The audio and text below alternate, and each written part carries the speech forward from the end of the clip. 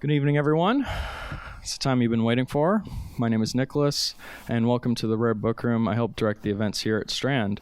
For a little bit of history, the Strand was founded in 1927 by the Bass family over on 4th Avenue's Book Row.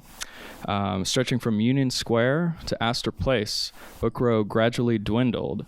After over 91 years, Strand is the sole survivor, still run by the Bass family and still housing new and used books. Tonight, it's my great pleasure to welcome Alabama Senator Doug Jones. In 2017, he became the first Democrat to win a Senate election in Alabama since 1992. As U.S. Attorney for the Northern District of Alabama from 1997 to 2001, Jones prosecuted 2 former KKK members for their roles in the racially motivated 1963 16th Street Baptist Church bombing that took the lives of 4 girls. This series of events is chronicled in greater detail in his new book, which launched earlier this month, entitled Bending Toward Justice, the Birmingham church bombing that changed the course of civil rights.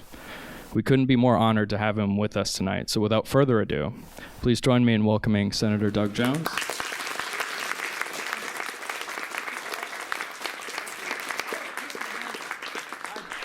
I always like to peek in to make sure you say the right things.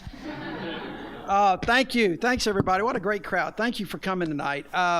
This is a real honor for me to be here tonight in such a historic place. I really appreciate that. This has been a kind of an amazing ride for us the last year and a half. I am joined tonight by my running mate, who I refer to as my running mate throughout the campaign. Louise is right here. Please raise your hand and let everybody see you. And she also lived this journey with me too, in the church bombing cases. This was an interesting time. I became a U.S. attorney in September of 1997, having been an assistant for a number of years. I didn't realize that when I was trying to become the United States attorney, that this case had been reopened. It was only as my nomination was winding down and I knew I was about to get nominated that I saw this. Now, to give you a little bit of background, and this is all kind of chronicled here. If you go back, I'll tell you a little bit. I was 9 years old when this bombing occurred. And I was living in Fairfield, Alabama, which is just outside of Birmingham, suburb of Birmingham. It was a U.S. Steel town, very blue-collar town. My family was primarily working at U.S. Steel. And by the way, just as I noticed, as he made sure he stood up, so I noticed him. If you get a chance, I wouldn't be here today except for 2 other people. One is my wonderful agent, Lois De La Haba, who's right here. Raise your hand, Lois. And the other in the back of the room is my co-author, Greg Truman, who has just done an amazing job. And I may move around. I don't know if this thing works or not, but I may move around a little bit. The old trial lawyer in me has me moving around a little bit. So Fairfield was a blue-collar town.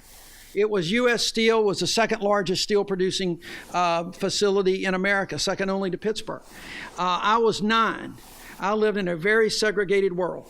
It was not only segregated, but there was just literally a bubble around it. We were very protected. It is not like in today's world of social media and telephones and instant media and things like that. We had 3 TV stations. And I saw, the news that came on was 30 minutes of national news and then 30 minutes of local news, which included both the weather and sports, which in Alabama, I'm telling you, sports dominated pretty much everything. So I didn't see a whole lot of this. I've been asked a lot, and I almost feel guilty sometimes because, I was 9 years old in a very protected world, and I don't have a specific recollection of this bombing occurring. I knew there were things going on downtown. That's what we called it.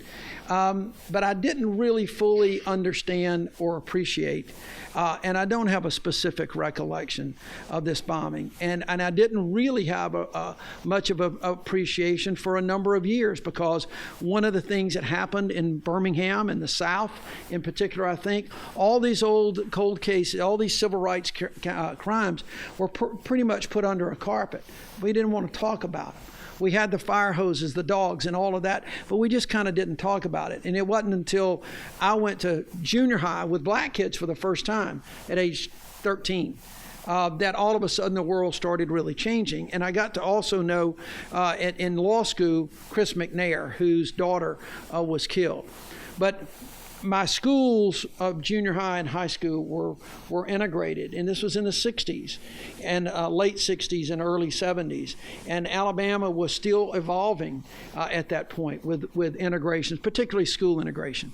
And so really college and high school and college really formed what I thought about civil rights and how I started to perceive the world. I want to spend a little bit of time, though, talking not about all of my history with that, but tell you a little bit about these cases and how they came up, because it was really a remarkable journey, I think, not just for me, but for my whole team. People often forget, because my cases have been the most recent, but one of these cases was actually tried in 1977. And I spent a fair amount of time in the book talking about the 1977 trial of Robert Chambliss. It was prosecuted by a young Alabama Attorney General named Bill Baxley. Bill was elected in 1970 at the age of 28. He was the youngest AG in the country at the time. And Bill had always wanted to do something about this case. He was in law school at the time that this bomb blew up and those kids were killed. And he thought then that he would do something. His statement was he wanted to try to volunteer time with the U.S. attorney or whoever was going to prosecute. Of course, the prosecution never happened. The case got closed after 5 years. Folks don't really appreciate the fact that we tried our cases, by the way, and you'll see this, in state court. There's no statute of limitations for murder in state court. But at the time in federal court, and I was U.S. attorney, the statute of limitations in 1963 on a murder for a civil rights violation was only 5 years. 5 years for a death that occurred because of a civil rights violation. And that did not change until the early 1990s. I think after President Clinton went into office and they changed the statute limit and made it no statute for the civil rights death. But the case was closed in 1968. J. Edgar Hoover closed the case, and there was really not enough evidence. Hoover's really taken, we all don't like J. Edgar Hoover. Let's just face it. There's really not much to like about him unless you were an FBI agent at the time. And he really built a remarkable agency during the time. But he was a pretty bad guy, to say the least. And so when this case didn't get prosecuted, and as Hoover's reputation changed over the years, people learned more about him, they always assumed that it didn't get prosecuted because he was no friend of the civil rights movement, which was true. He was no friend of the movement. But the fact of the matter is he put a lot of resources into trying to solve this case, not because he really cared about these girls, not because he cared about the civil rights movement, but as my teletypes and inserts often said when he would send something out about this case, the reputation of the Bureau was at stake. And for him, other than his own reputation, the reputation of the Bureau was paramount. And so he really put a lot of resources in. But they closed the file in '68, and I'm glad they did, because I really don't believe they could have gotten a conviction in either state or federal court in Alabama in the 1960s. So Bill opens a case in 1970. He prosecutes a guy named Robert Chambliss, known as Dynamite Bob. Worked for the Birmingham, city of Birmingham. Chambliss was thought to be the ringleader of this group. And in that case, he had a number of witnesses. He had Chambliss's niece, who testified about Chambliss talking about having enough dynamite to flatten half of Birmingham, and talking about on the Friday before the bombing that Chambliss is watching TV about a racial incident, and he's saying, just wait until Sunday and they will beg us to segregate. And then later afterwards, he kept saying in front of the TV that the bomb didn't go off. No one was supposed to get hurt. He was a little pensive about it, although he was just really an ugly guy. For me, though, by that time in 1977, I had gotten to know Chris McNair working through some political things in college. And Chris was a great guy. He was one of the first African-American members of the Alabama legislature. And he was my legislator there for a while I was in college and in law school. So I'd got to know him, but I still didn't know as much about this church bombing incident until Bill's case. And I wanted to be a trial lawyer. We've got a couple of trial lawyers. I know one right there, a former colleague of mine. I wanted to be a trial lawyer. One time I spent the day with Justice William O. Douglas, and William O. Douglas said, if you want to be a good trial lawyer, watch good trial lawyers. And so I cut classes in law school to go watch Bill Baxley. Yes, I cut those classes. What a dumbass thing that was to do. But I had friends taking notes, and I made it through law school despite that. But I will tell you, watching that trial was remarkable. It was nothing short of remarkable. Bill was an amazing lawyer. The defense lawyers were great lawyers, one of whom, a young Art Haynes, I got to know later in life, was a great friend of a judge that defended Chambliss. He was actually at one point a Sunday school teacher for me and Louise at Canterbury Methodist. And I will tell you, in those days, advocacy was not the bells and whistles that you often see today with PowerPoints and all this animation and things like this. It was black and white photographs and incredible oratory. And Bill was so good, and I can remember like it was yesterday watching him give a closing argument in November of 1977 on a day that would have been Denise McNair's 26th birthday. And that closing argument was unbelievable. He talked about what Denise deserved, a birthday present that she had never received since 1963, and that is justice, to bring her killer to justice. It was an emotional time. Those are the kind of things that stay with you for a long, long time. I was a second-year law student, never dreaming that 24 years later, I would be the United States Attorney in Birmingham and have an opportunity to finish and to carry on, because everybody knew that there were more people involved.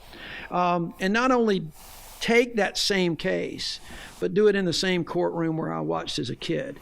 So it really is an interesting journey, I think, for Birmingham and for me. To go through all of that. I didn't know this case had been reopened when I wanted to be the U.S. Attorney.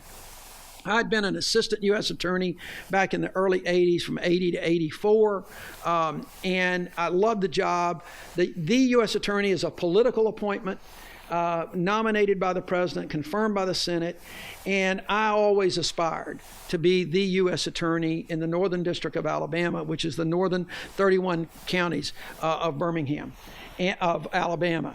And Louise and I had gotten married, and we had my daughter was living with us, and I got a young son at the time. And Louise kept saying, "Now, why do you want to leave a private practice that's doing pretty well and go get a government job?" And it was a hard thing to answer, to be honest with you. Why you aspire to be back in public service? And I can tell you, one morning in the summer, as I know my nomination is about to be made, I'd gone through all the hoops, took a long time, and I walk out and down the driveway as she is making breakfast for our kids, and I pick up the newspaper and I see where this case had been reopened. And I just sat down on this little wall along the edge of the driveway and just read the news, and it just hit you. And I go in and I tell Louise about it. She didn't know my history with the case, and her response was what you would think. I hope they can get these guys. It's about time. I said, no, honey, you don't understand. this is my case. This is why I wanted to go back in this office. And I hit the ground running in that office. I knew most of the people in the office. They had been working on it for about 7 or 8 months, maybe a little bit longer than that. Sat down with the agents, and the first thing they said, Doug, we got good news and bad news. The good news is that we are finding some people, and there's a lot of people that we haven't looked at. We've interviewed Bobby Cherry. We've talked to some family members, and things are moving a little bit, but it's still going to be really tough. I said, all right, what's the bad news? They said, well, the bad news is the list of witnesses that we know we can talk to and find is about this long, but the list of people who are dead is about this long. You know, all the folks that had passed on, that they were, everybody believes, knew something. Whether they were involved in the bombing itself or not, I don't know. But we set about to really plot out how we were going to do this. It was an amazing group of team members that we had. Investigators from the FBI and a Birmingham police officer, Ben Heron. Bill Fleming was with the FBI. They were just dogged investigators. They were great. I assigned one of my assistants, Robert Posey. Jeff Wallace worked with the local DA's office, because we ultimately moved these cases over to state court. And we started working and pulling these things together. And I was engaged, even though I was the U.S. attorney and involved in a lot of different things administratively and around my district. This was going to be the case I was going to try. U.S. attorneys don't often get to try too many cases these days. This was one I was going to try. And we started out. Now, we had a little bit of a setback.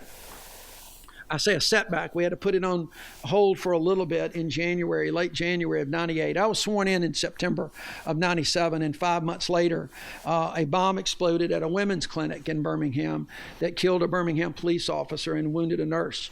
That was Eric Robert Rudolph. Y'all may have remember some of him. He was a fugitive for about 5 years. That touched off a chaotic scene in Birmingham and around, trying to look for this guy and put that case together. Come to find out, he was also responsible for the Olympic Park bombing in 1996 in Atlanta, as well as a gay nightclub and a women's clinic in Atlanta prior to it. And despite an incredible investigation that they did in Atlanta, they had a database of 400,000 names, and Eric Rudolph wasn't on there.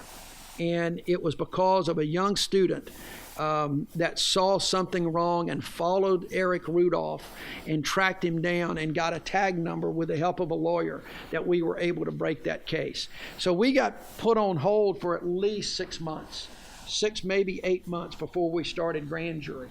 And there were things, once we started that grand jury, things fell into place for us. And ultimately, we ended up indicting the cases in May of 2000. We spent a lot of time trying to pull these cases together. But at the end of the day, it was like a puzzle. For those of you who have ever watched a trial or are trial lawyers yourself, any trial is like a puzzle. And you've got bits and pieces of evidence that come to you, and you hope at the end of the day, when they all fit together, even if they come in different ways, when they all fit together, you can see the picture beyond a reasonable doubt. And that's what we believed that we had. And it was based on several things. 2 separate kind of cases, and I'll talk about ultimately how these cases came to trial. When we indicted the cases, we indicted Blanton and Cherry together. Well, actually, they were indicted separately. We were going to try them together. And there was a lot of publicity, as you can imagine.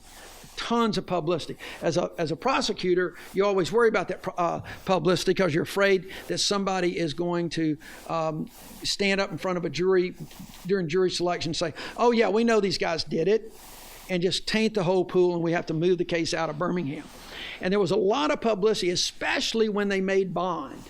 They made a bond because under Alabama law, these guys had not committed any crimes since '63 that anybody could speak of, and they were going to be entitled to bond, and they got released on bond. And the black community didn't particularly like that.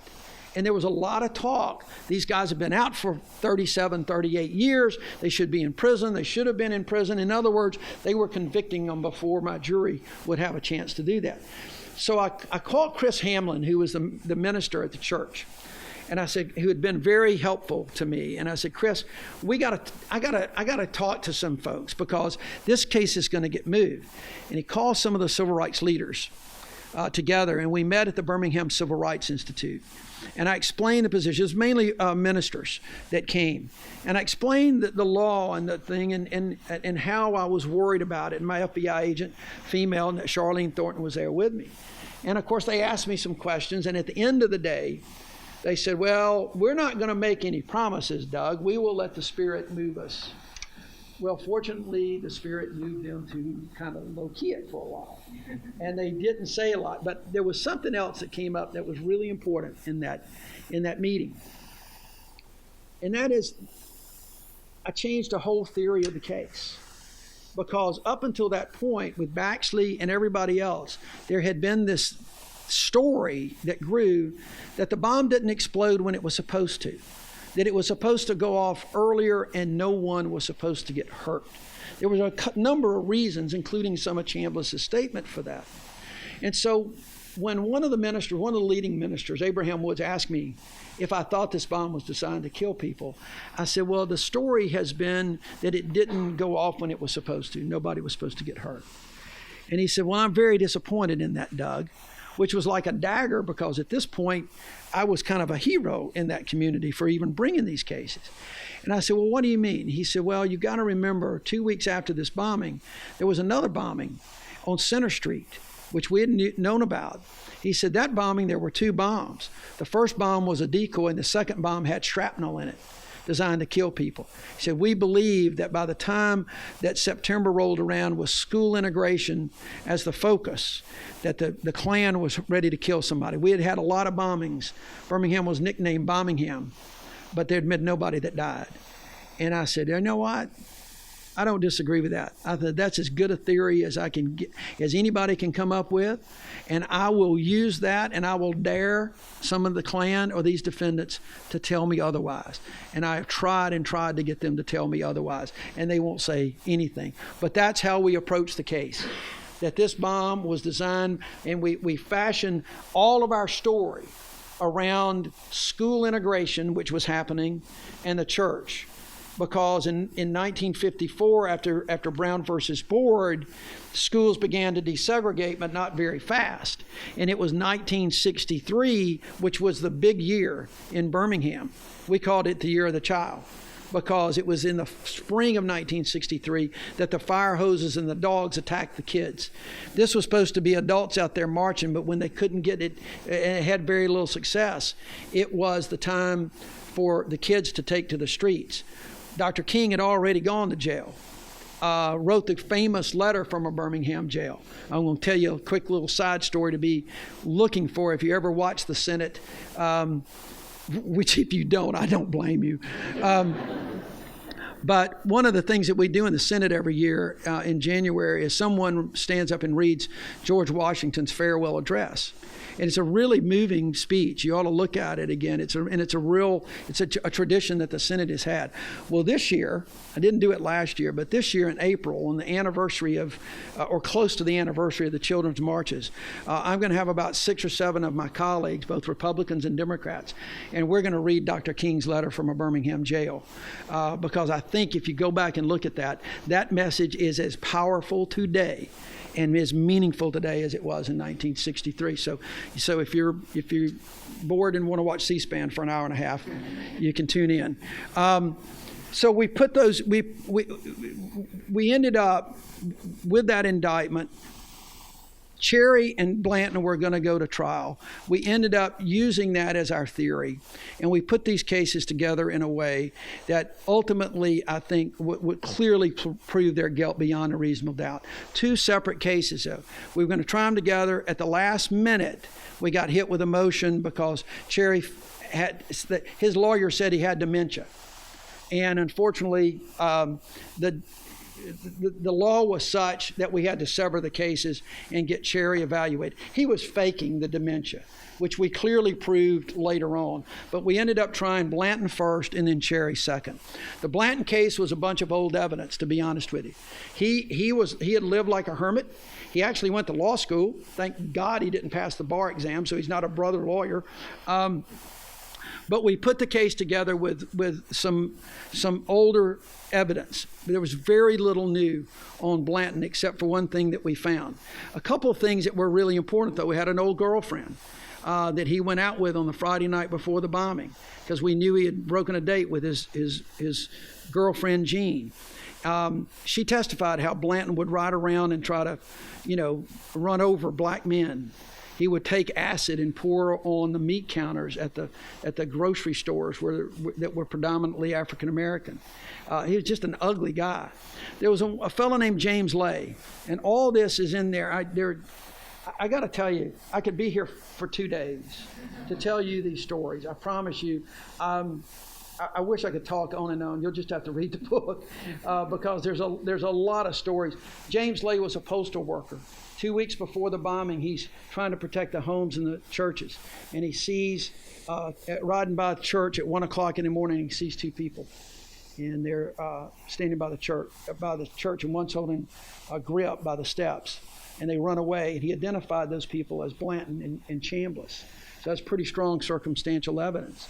We found a tape recording. He'd already indicted the cases. And J. Edgar Hoover, the one thing that Hoover did, he used to bug everybody. And I'm telling you, everybody. He bugged the civil rights leaders. He bugged the Klan. He bugged everybody. He put bugs. He put wiretaps, you name it. He did it all. And I don't think that this tape could have been used in the 1960s, 70s, 80s, maybe even 1990s. But the laws changed. And we found a tape of Blanton and his wife, Jean. And he's talking about the time that weekend when they were planning the bomb, planning the bomb, making the bomb. 3 times he admits being part of that group. And she admits that she had lied to the FBI and it was his alibi. It was the strength of James Leija in that tape that really did Blanton in. Cherry was a lot different. Cherry, every time he opened his mouth, he would lie. He gave inconsistent statements. We had 7 or 8 old agents that came back, and I plotted out in a closing argument how he would lie and the inconsistencies. At some point, he started making admissions, and we had people that called us after they saw Cherry in a press conference, and they called us to tell us what he had said over the years. One was his granddaughter. One was a young man that was in his household the weekend of before the bombing. And one was a guy in Texas in 1980. And in a conversation that I think is really something we ought to think about today, they're having a conversation in 1980 about the rise of the Hispanic population in Dallas, Texas. And Cherry is bragging about what to do with the Mexicans the same way they terrorized the black folks in Birmingham and admitted killing. That's an interesting lesson, folks. The most powerful witness, though, and I'll kind of close. I want to just open it up. Y'all can ask whatever you want to on politics or the cases. The most powerful witness I had was a piece of the history of these cases that people often forget, because everyone remembers that 4 girls died in this bombing, but they forget that there was a 5th little girl in that ladies' lounge that morning. They had gone down in the ladies' lounge because they were going to have a youth worship service, and they were all getting ready for the Sunday worship service. And the 5th little girl was Addie Mae Collins' sister. Addie Mae Collins and Sarah Collins Rudolph now were down there along with the other girls who died, Carol Robertson, Denise McNair, and Cynthia Morris Wesley. The 4 died. Sarah was my last witness, and incredibly powerful because she came up on the stand and talked about going to Sunday school and church that morning, how excited they were to participate in the youth worship service. She had gone down to the ladies' lounge and had walked over to the sink. And when I do these big presentations, I put a picture of the sink up there. And she heard Denise McNair say something about her new dress. And when she did, she looked into the room, and I said, "Sarah, what did you see?" She said, "I just saw my sister tying the sash of Denise McNair's new dress." If you go into Kelly Ingram Park across the street, we've got a statue to the girls. And that's the scene of Addie Mae and Denise tying the sash of Denise's dress. I said, "Well, what happened?" She said, "Then there was the explosion. And I was buried beneath all the rubble, and I've got this picture of her in the hospital, this frail little black child with big old white patches over her eyes. She's still blind in one eye." I said, did you ever hear her respond? No, sir. Did you ever see her alive again? No, sir. And with that, I looked up and told Judge Garrett, state of Alabama, rest its case. It was a pretty remarkable ending, folks. And at the end of the day, it is something that was, for me, almost life-changing. It is hard to even talk about those children today without getting emotional. It is hard to talk about Miss Robertson. It is hard to talk about all the witnesses. Within a year after this, we lost 6 or 7 of our witnesses. You know, Mitch Burns, the informant, Miss Robertson, Eunice Davis, a number of the folks, John Colvin, who planted the tape, the bug, all just seemed alive long enough to see justice done. And it was a remarkable story, and it was and I will tell you though, at the end of the day, I didn't really fully appreciate how important it was to folks. But in the last, gosh, it's 18 years now since we tried those cases, or 17 and a half. I've learned so much about what that case meant to so many people. How it affected, the bombing affected so many people, and how our prosecution did not only the right thing and prove that justice can prevail no matter how long it's delayed, but it was also a sense of redemption for my city and for the South a little bit, and how far we've come, and especially Birmingham, and it is no longer a city of black and white images, but one of full living color. So thank you all for coming tonight. I appreciate it.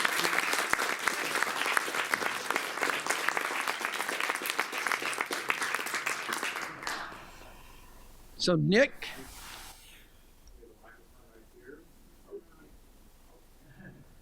First, you got to turn it on. That's the thing about microphones. We have a standing mic right here if anyone has questions for the senator. Yes, ma'am. You can just yell if you want to. I get yelled at all the time. Hi, Doug. It's Lori Wagner from Mobile. Yes. It's nice to see you. I thought at some point in time you were called from private practice by Bill Pryor to do something to follow up with this case. Can you speak a little bit about that and when that was? Yeah. So I was the United States Attorney from 97 to 2001. And in that context, we really investigated the case. I mean, Janet Reno was my boss, and she put a lot of resources. But at the end of the day, that statute of limitations got to us. We could not, there were no statute of limitations if you could prove that dynamite crossed state lines or explosives crossed state lines and a death occurred, but we couldn't prove what the explosives were, much less that they crossed state lines. So I talked to my district attorney, David Barber, Bill Pryor, who was the Alabama Attorney General at the time, and a friend of mine at the time, because we had worked a number of cases together.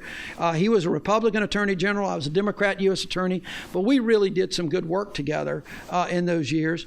And we talked to Bill, and Bill Pryor, the Alabama AG, who's now in the 11th Circuit Court of Appeals, appointed me as a Deputy Assistant Deputy Assistant Attorney General. And so when we moved the cases over there, I was technically still the U.S. Attorney for the Blanton case, but I was deputized as a Deputy Attorney General for the state of Alabama. Now, after Blanton, I went out of office as U.S. Attorney because President Bush had been elected, and so he had his own U.S. attorneys coming in. I was actually in private practice for the Cherry case when Bill called me and asked me to make sure I come back and do the Cherry case. So he gave me a modest little contract and paid me a fair amount of, just a little bit of money, but he didn't have to pay me anything to come back and do it. So it was kind of unusual, the situation. I think I'm probably the only presidentially appointed U.S. attorney to try a state murder case, and certainly the only one that went into private practice and come back to do these cases. And Bill is mentioned in the book a lot, and he was a huge, huge supporter of going forward with this case. Absolutely. So thank you. Thanks for the question. Yes, sir. Hi. Being a former prosecutor and being now a senator, the Justice Department that we're currently in, could you talk a little about your perspective from both state and also being the senator? Yeah. And if we do get a Democrat president, would you be interested in leading the Justice Department? Okay. Well, look, I think there is an institutional part of the Justice Department that is still intact and still trying to do good work. My predecessor in this office, who I've known for many, many years, Jeff Sessions, I did not particularly like Jeff's style in the department. I'm being very kind to my fellow Alabamian here. I was very concerned about Jeff's view of criminal justice and criminal justice reform. It was still a mindset from the 1980s and the 70s, and I have been a big proponent of criminal justice reform over the years. As a defense lawyer, as a prosecutor, worked a lot here with the Brennan Center for doing some things. I will tell you this about Jeff, though. He did the right thing to recuse himself. Absolutely the right thing. He was devoted to the Department of Justice. He took a lot of grief for reasons he should not have taken grief for. There were a lot of reasons to criticize the department and their move on marijuana and a number of things, but the way they handled the Mueller investigation and others was not one of them. And I defended him a fair amount. I voted for Bill Barr. I've been criticized from a lot of folks in the party for doing that, but I like Bill Barr on a personal level, followed his career. I think he's going to be fine. I'm worried about the alternative, and I wanted to get Mark Whitaker out as soon as possible. And so I think the department, though, they've been shell-shocked over the last year and a half from the president. I'm just being honest about that. I think it's been unfair. They've taken a lot of unfair hits because my experience with the department in both Democrat and Republican administrations, at least in that Department of Justice, main justice offices, they do very good work, and they continue to do a lot of things. And I'm hoping that Barr brings that institutional knowledge back to them. And I just forgot the rest of the question. Yeah. So go ahead. Thank you for being here, Senator.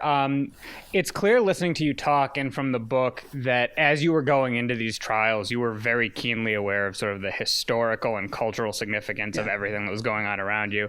I'm an attorney, and one of the things that I find most difficult is no matter how low the stakes are, if it's a small administrative proceeding or a trial, whatever it is sort of shaking the pressure of knowing that there's somebody who I'm representing and that whatever I do determines whether or not that person gets what they rightfully deserve. How do you walk into that courtroom under that spotlight with that kind of pressure and significance around what you're going in there to do and stay cool? It's a good question, and I wish I had a great answer for you. I will tell you that we did feel it, but there's a couple things that I did do. Number one, I didn't talk to the families very much during the investigative phase because I knew if I did, I would lose some objectivity. I tried to maintain that objectivity throughout the investigation so that because I really didn't know if I would have to call a press conference and say I'm sorry. I just knew we had to do our best to see if we could do it, but I wanted to keep. So it was later in the case that I got to know the families, other than the McNair family, which I had known. The other thing that we did, and we had to do this consciously, and I think it helped us with that pressure, we had to continually hold down expectations. We wanted to make sure people understood that we weren't doing this just to make a point for history, that these families had lost a loved one. And we wanted to make sure, and by doing that, constantly doing that, I think it helped us kind of relieve that pressure. Now, it always comes back. I mean, when you I gave my opening statement in the Blanton case. I watched the closing argument bill on a day that would have been Denise McNair's birthday. Well, I did an opening statement in Blanton and called Ms. Robertson on a day that Carol Robertson would have been 51 years old. It really hits you a good bit. The other thing I didn't do is I didn't watch any of the media. I didn't watch TV. I didn't read the newspapers. We did, I didn't know it at the time, but I had the same way I approach these cases as Nick Saban does college football. And I got a process, and I'm going to stay with that process. And good things will happen, bad things will happen. Stay with your process, and you'll work out at the end. But I will tell you, at the end of both of those trials, you almost collapse. You just almost collapse with emotion, especially after the Cherry case. I don't know why it was with Cherry. I'd put more into that, and Louise was there. And after the closing argument, I just had to go be by myself for about 20 minutes just to get it back together. But it's not easy. It's just but I think once you just get in a groove, and you just go with it. That's all I can tell you. I wish I had an answer. There are no pills for it. I can tell you that. Yes, sir. Okay. Thank you, Senator Jones, for being here. It's such an honor. And my question is, you heard talking about the civil rights issue, being able to mend this terrible event and bring justice where that happened 30, 40 years beforehand. So now, as a senator, what do you think is the most pressing civil rights issue in our society right now, and what is your solution to fix it, or ways you can fix it? Wow. That the most pressing civil rights issue may change with a tweet. I'm really serious about that. I mean, one day I would tell you that it's voting rights, because we've seen a rollback of voting rights ever since Shelby County versus Holder, and we've got a bill pending now to try to restore some of that. The next day, I would tell you it's gerrymandering of our districts, which I think has created, as much as anything, the polarization that we see in this country today. I think that is probably the biggest wrong that's going on in American politics right now, is gerrymandering. But over all of that is the hate speech, the lack of respect. Whether it's making fun of John McCain and saying bad things, or making fun or saying that the people in Charlottesville, there were good people on both sides. And it's not just, I'm not just complaining about Donald Trump. I think there are people on the left that do the same thing sometimes. I think that social media has gotten us to a point now that we have, for the longest, we would say things on Facebook and Twitter and things like that we would never say face to face like you and I are right now. But now it's gotten to be such a norm that we will say it. We'll say it on television. We'll say it wherever. And that's a real problem. I think the New Zealand shootings, the mosque shooting or the Jewish synagogue shooting in Pittsburgh, Charlottesville, Charleston, South Carolina, words matter. In my state, we had Bull Connor and George Wallace and folks like that, and I think words matter. I think it makes a difference if people, and look, again, I think everybody needs to look at this. This is just not something on one side of the aisle or the other. It's really not. Everybody needs to dial it back a little bit, and let's start trying to, I always say in the closing argument in the Cherry case, I talked about the fact that in today's world, we need to make sure that we care for each other more. We respect each other a hell of a lot more. We love each other a lot more, and respect everybody for their human worth, because everybody is entitled to that. And so that is the overlying problem, I think, in American politics and civil rights. But you can also look, there are rights that pop up with gender, with race, religion. It is no longer just a black and white issue. It goes far beyond that. So it's the topic du jour. So you got me off on a soapbox there. I'm sorry. Yes, sir. Hi. Thank you for coming. So what I want to ask is, I'm Jewish, so I was raised with grandparents and great-grandparents who were receiving checks of reparations from Germany for the Holocaust, because they were in the concentration camps.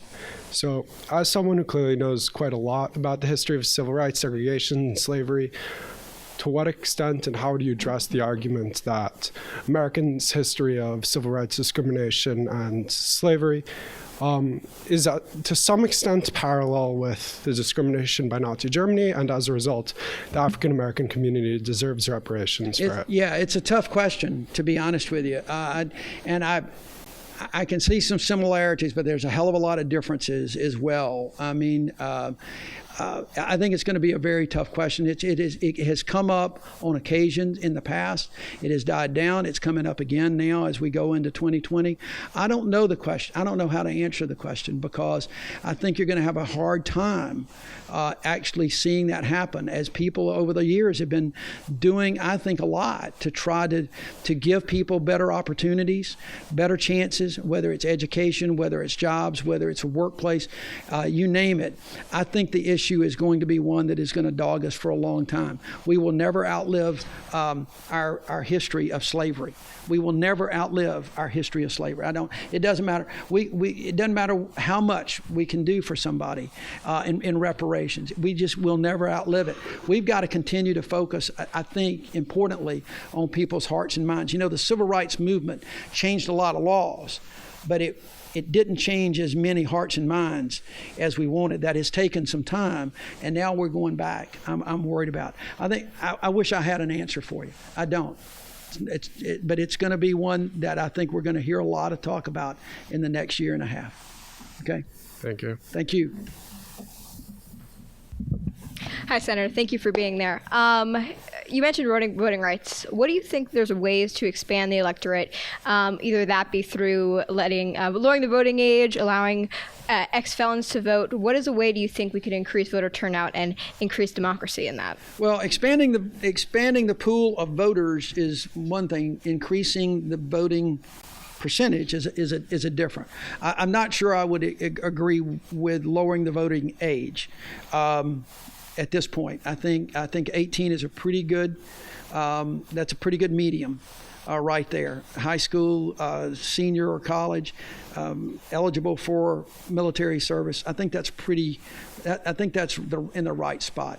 But I do think there's a lot of things that we can do to get people registered. There's a lot of people that just don't register who are qualified, and we need to spend more time trying to register those people.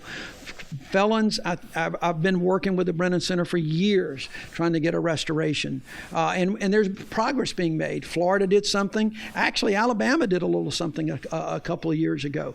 So there's progress being made on in that front. I think the real challenge is going to be, and so part of this goes back to this gerrymandering issue, though.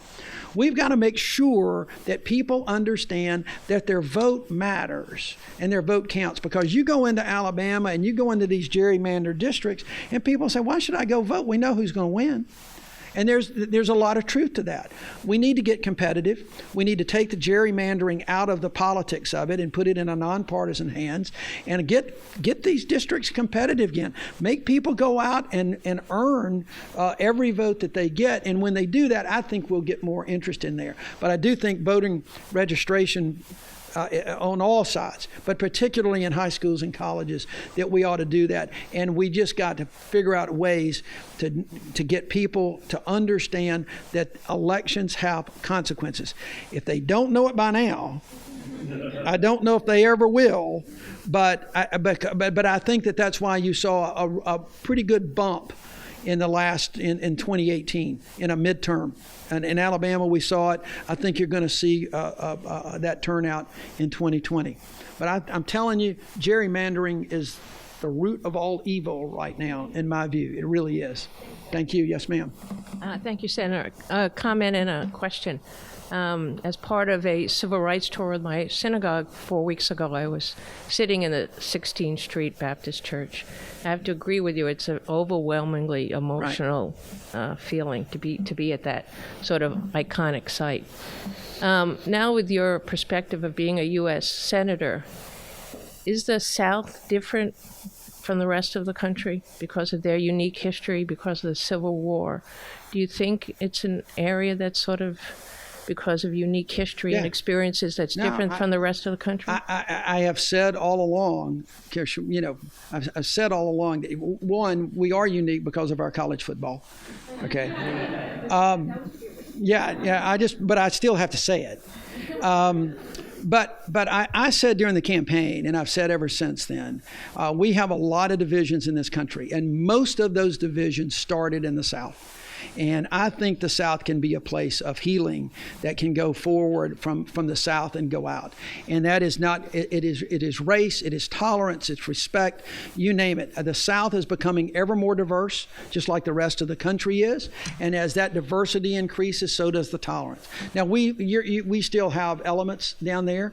Like every state, there is incredible elements of racism and intolerance. But I think the South is a good place to start. And you only have to look at what happened when my election was a pretty good example. Now, nobody is looking for overnight changes, but Florida almost elected a black man as governor, came that close. Georgia almost elected a black female, came that close.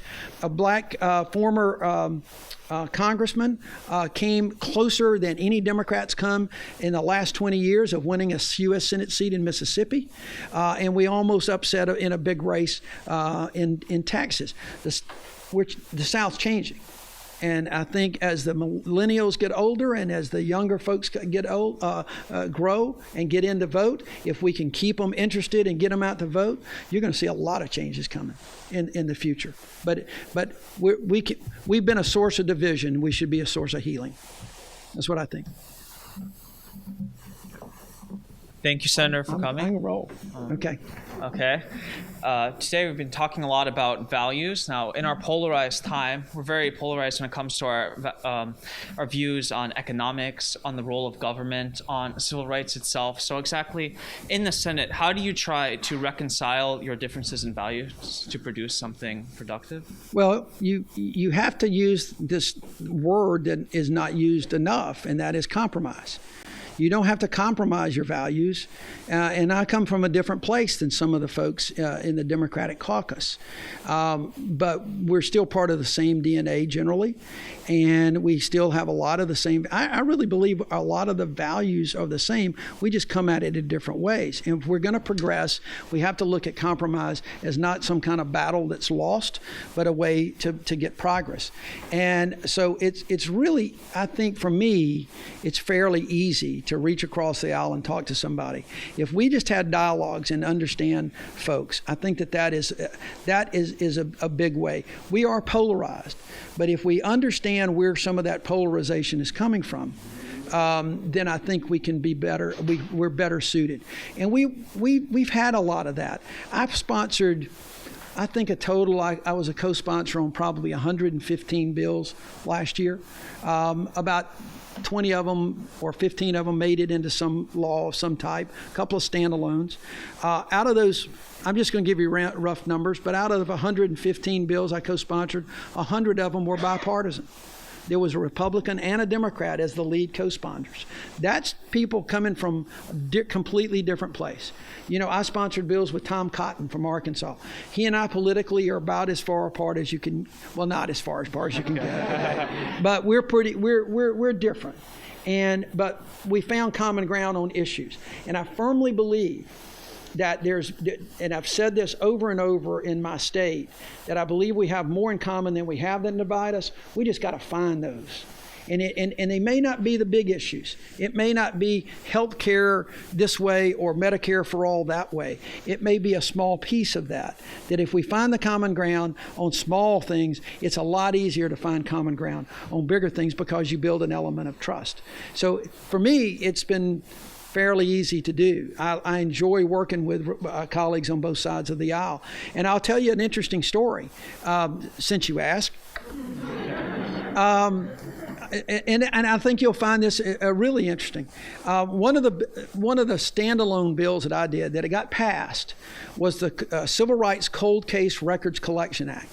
Because what I found was, in my case, just the knowledge of what happened in this bombing was really a healing for the community. But not all of those cases can be brought to justice and somebody convicted. And so I had this high school kids from New Jersey that called me 2 or 3 years ago before I was in the Senate, said, we've been frustrated getting some of these records. We want to introduce a bill. We want somebody to introduce a bill that we're writing that would create a Kennedy-type commission, the Kennedy Assassination Commission, bring all the records in, let a commission that's been appointed by the president review them, and release them to the public, to historians and community. And they said, would you endorse it? And I said, sure. Love it. I love the idea, but I was talking to Eric Holder about the same thing. Well, after my election to the Senate, they called me back. You remember us? I said, yep. And so we introduced that bill. And I gave that bill. The kids came down one day, and we were doing the last minute, and we didn't get any Republican co-sponsors, but they were coming down. So I wanted to do a speech on the floor about it and talk about reconciliation and healing and that sort of thing. Kids up in the gallery, they were so excited. Well, as is usually the case in Senate speeches, if you don't notice this, there ain't nobody on the Senate floor, okay? You got visitors in the gallery, and whoever is the presiding officer is generally working on their own speech or doing something. Ted Cruz was the presiding officer. And I noticed in my speech that Ted stopped what he was doing and started watching. And he was listening intently. And later that day, he came up to me on the floor. He said, Doug, that was a really good speech, and like that bill. I think that needs to be done, and I want to get my staff because I want to co-sponsor that with you.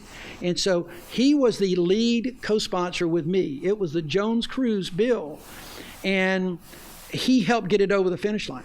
I mean, and so you never know where you can find common ground. Ted would have probably been the last person I would have thought. Not that I think he's a racist or anything like that, but conservative Republicans generally don't get engaged in those as much. But he did, and he helped get it across the finish line. So it's those little things like that I think can give us the bigger things. Okay? Thank you. So you have a tough election coming up. I do. Yeah. You want to get money? How do you think that you're going to win in a red state again? I'm going to get more votes than the other guy. No, seriously, it is going to be a tough race. I know that. It's going to be a presidential race. There'll be a lot of people voting. It's going to be a very tribal election across the country. But I'm going to do what I did the last time. I'm going to talk about the issues that we have in common. I'm going to talk about health care. It's still a big issue in Alabama. I'm continuing to talk about Medicaid expansion in my state, which we've not done. And I'm going to talk about workforce development. And I'm going to talk about education. I'm going to talk about civil rights and treating everybody fairly. I'm going to give the same speech to the Chamber of Commerce in Huntsville, Alabama, that I give to the black belt preachers. To make sure that everybody understands we have those same issues in common. And I think we're doing a pretty good job for the state. And that's what I want people to understand. They're not going to agree with me on everything. And I get that. I understand that. But I really believe that we've got a path that we can win this election again, because I don't believe that my opponents are going to be that inclusive. I think they're going to want to be divisive. And I will say things that some people consider to be divisive, but I'm just giving them my history and what I'm doing. And those people are never going to vote for me anyway. But I think we've got that, because we're just going to keep on doing what we can do. And we'll see. I have more faith in the people of Alabama than the political pundits do. Okay? I tell people all the time, I'm just going to let the pundits in Washington and everywhere on the national scene just keep telling everybody that Doug Jones can't win up until the time I give that victory speech once again. So thank you. Thank you very much for coming, sir. My husband's from Alabama. I'm from here, but he was at UAB when you were trying these cases, and so you're a big hero to him. I just wanted to ask you about your decision to run. Obviously, it wasn't obvious at the beginning that you could win, and whether you think that a Democrat could win any of the other seats in Alabama, the House seats, other than Terry Sewell's district. Yeah, look, it's a gerrymandered district. I think we've got to get a shot. But the fact is, there were two things that entered our mind. Number one, Democrats in the South, the party as a national party, has ignored the South for so long. Yeah. And the Democratic Party in Alabama, once they started losing power, they really tried to figure out how to be Republican light. And that was just not going to work, and they just didn't have a soul. And so for years, I had been telling people that we need to get good candidates to step up. I go back to what my friend Joe Biden told me one time. A long time ago. He said, and I'll never forget this line. He told me that, Joe was elected when he was 29 years old. And so candidates over the years, over the decades now, have come to him and said, what can I say that will win this race? And he always tells them, you're asking the wrong question. The question is not what you can say to win. It's what are you going to say in which you're prepared to lose. In other words, you got to be authentic. You got to be yourself. You got to tell people and build a base. So the objective, the goal was always to win, but we also had an objective out there to tell people that it's okay to be who you are, and to be able to talk to people on a different level than just trying to flop to the right over and over again. That was one. And then after 2016, like a lot of people, Louise and I were fairly stunned. I saw it coming. A lot of people didn't. I saw it coming. But we waited and we decided, we need to get engaged. I didn't think that the Senate race was going to be until this past November. Initially, it was, and I was looking. We wanted to get engaged. I was talking about. I say we because it was really more me talking about running for governor, and Louise was going, I don't want to go to Montgomery. Good Lord, you can come visit me.